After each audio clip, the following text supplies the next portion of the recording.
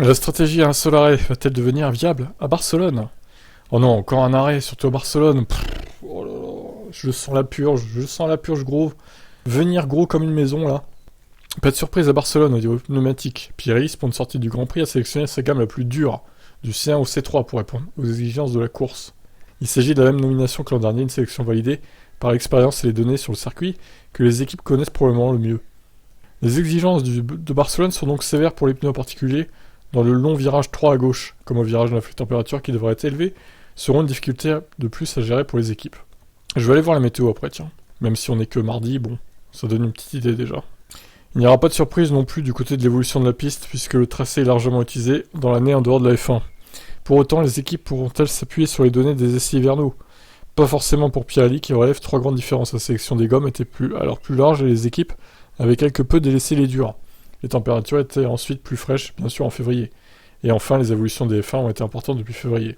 Barcelone devrait tout de même offrir à tout directeur technique une très bonne base de comparaison. L'an dernier, il avait fallu 2 arrêts au stand à Lewis Hamilton pour l'emporter.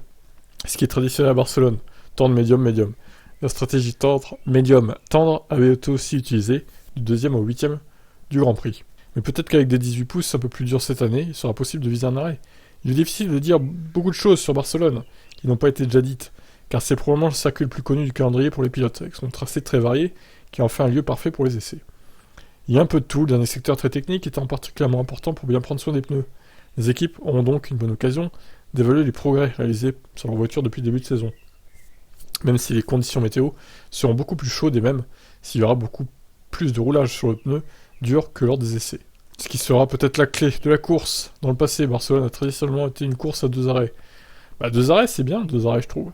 Il sera donc intéressant de voir si la nouvelle génération de pneus, cette année, conduit quelqu'un à viser une stratégie à un seul arrêt. Alors, Barcelone, oh là là, la météo, putain, 30 degrés dimanche. Oh. Bon, ça va peut-être pas être aussi chaud que Miami, mais on va pas être très loin, hein, honnêtement. Oh là là. Aucun risque de pluie, bon là je veux dire, ce sera une course full sec. Hein. Voilà, il y a zéro risque de pluie quoi, littéralement. Incroyable. Incroyable météo.